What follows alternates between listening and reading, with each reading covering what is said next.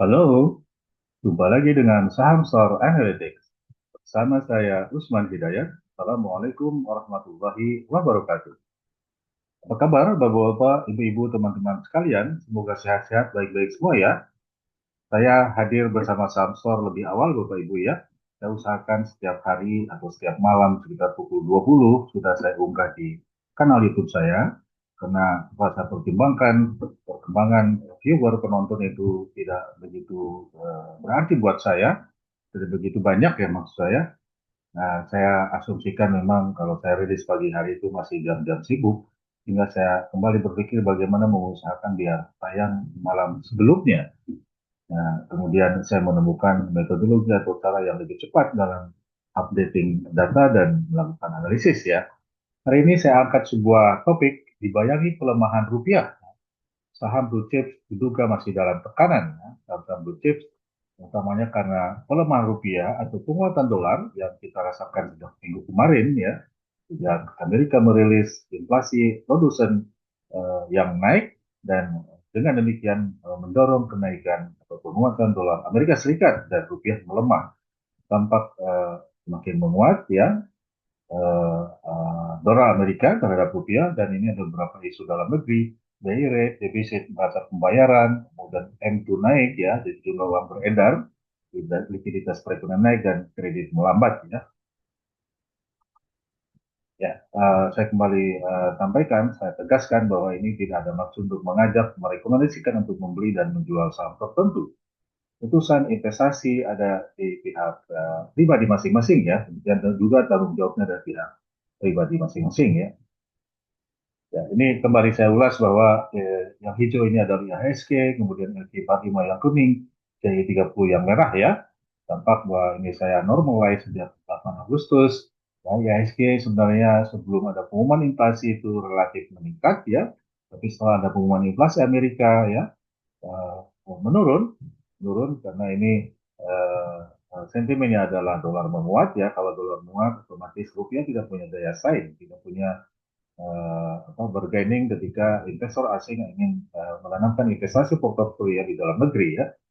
Kemudian BI rate turun dari 5,25 menjadi 5,0 tanggal 20 dan tanggal 21 defisit neraca pembayaran Indonesia yang membengkak. Demikian juga neraca transaksi berjalan dan neraca finansial dan neraca modal ya. M2 naik, jumlah uang beredar naik dan artinya ini akan ada tendensi kenaikan inflasi pada bulan depan atau bulan berjalan bulan Agustus ini ya. Kemudian laju kredit melambat ya hanya 6,6% bulan Juli, padahal bulan Juni mencapai 7,6%. Dengan demikian secara ekonomi ada tendensi perlambatan ya. Kemudian secara likuiditas perekonomian ada peningkatan jumlah uang beredar, artinya aktivitas bisnis itu berkurang. Nah, sementara Bank Indonesia mengambil sikap yang menurunkan suku bunga, menurut saya ini adalah langkah yang sedikit dipertanyakan ya. Terusnya tendensi kenaikan inflasi, suku bunga harusnya naik. Sehingga minggu depan rupiah akan masih tertekan dan ini memberikan dampak terhadap lesunya atau tendensi pelemahan indeks IHSG dan utamanya adalah indeks saham blue chips di LQ45 ya. Apa saja saham pilihan, bukan tanpa pilihan ya Bapak Ibu ya. Jadi ada 10 saham pilihan yang bisa Bapak pertimbangkan, Bapak Ibu pertimbangkan. Astra, United Tractor, PK, hingga SMRA ya. Jadi kalau kita lihat sektoralnya di sini, oke, ini ada basic materials, ada consumer cyclicals ya, kemudian ada property real estate, ya, tidak ada finansial. Ya. Saya masih total secara bobot ya mengikuti market yang terjadi kemarin ya kalau saya ulas sedikit market review hari terakhir Jumat 22 Agustus saham indeks saham IHSG melemah, KQ45 juga melemah dan G30 melemah ya dan ada kecenderungan peningkatan volatilitas harga ya kecuali untuk D30. Kemudian secara umum tendensinya minggu kemarin adalah terjadi pelemahan ya. Kemudian ada historical return yang masih tertinggal LQ45 dan sekarang LQ45 masih dalam tekanan ya. Dalam satu cek di dalam LQ45 volatilitasnya relatif menurun ya, relatif menurun 1 minggu terhadap 1 bulan. Kemudian alfanya ya kita alfa untuk saham pilihan di sini ya. Sementara kalau kita lihat likuiditas transaksi ya, nah, ini closing price terhadap moving average 5 harinya terjadi penurunan, ada tendensi pelemahan. Demikian juga momentum ya, relatif strength index ada penurunan ya, 5 hari terhadap 10 hari. Jadi tren penguatan itu terhambat, terhenti ya, relatif di angka yang menjelang kritis yang ke-30 ya. Kemudian average value di kalau kita lihat volumenya menurun ya dari 34,8 triliun menjadi 32 triliun ya. Maaf, ini adalah volume ya, belum full value. Untuk ke 5 hari terakhir rata-ratanya adalah 34 miliar saham, yang hari terakhirnya 32 miliar saham ya. Sementara jadi ada penurunan. Average value-nya hari terakhir ada 12,9 triliun, padahal rata-rata 5 hari terakhir 15,5 triliun ya. Jadi ada penurunan aktivitas transaksi, demikian juga frekuensinya ada penurunan ya. Baik, saham-saham ini kami pertimbangkan menurut filter bobot kapitalis pasar, kemudian price dispersion, ya fluktuasi harga yang relatif rendah di bawah 3 ya, jadi jangan terlampau berisiko ini di bawah 3. Kemudian year to date return-nya masih tertinggal banyak, meskipun ada beberapa yang sudah mencapai 16,33%. Untuk Astra, menurut saya Astra masih punya potensi naik ya. Kemudian ada volatilitasnya kurang dari 3, dan alfanya positif. Alfanya positif. Saham-saham yang memiliki daya saing yang tinggi ya terhadap market di tengah tekanan saat ini.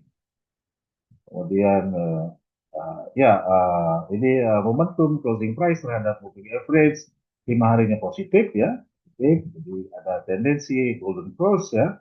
Kemudian momentum juga masih di atas 50 untuk momentum RSI 5 hari. Kemudian average value di atas 10 miliar per hari, dan average frekuensi di atas 1000 kali transaksi per hari ya.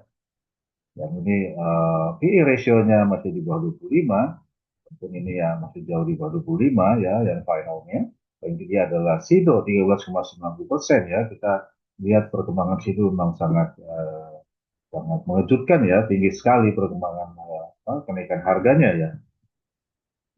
Itu pada terakhir cuma 0,93 ya. Kemudian ada return on equity yang positif ya, dan ada target price dan stop loss.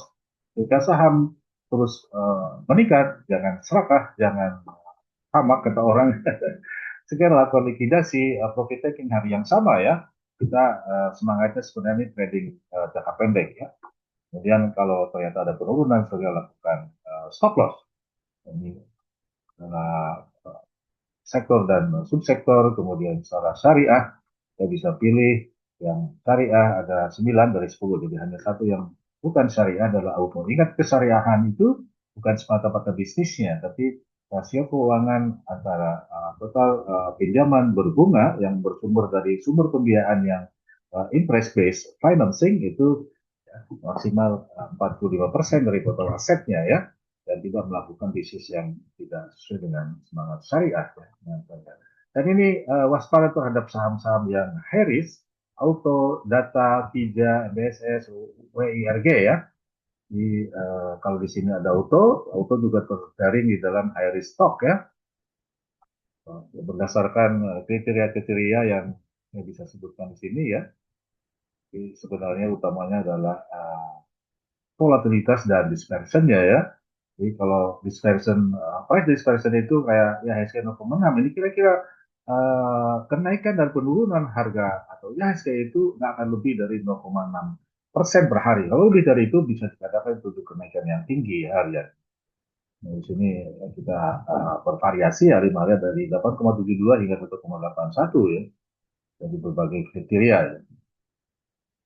Ada 8 saham, sementara yang dari Kompas 100 ada 10 saham. Demikian Bapak Ibu sekalian yang bisa saya sajikan. Terima kasih telah menonton video saya. Jangan lupa subscribe bagi yang belum subscribe, agar Bapak Ibu bisa memperoleh notifikasi, tidak terlambat memperoleh informasi terbaru dari kanal YouTube saya dan bisa share kepada teman-teman komunitas lain. Moga-moga memberikan manfaat buat kita bersama. Assalamualaikum warahmatullahi wabarakatuh.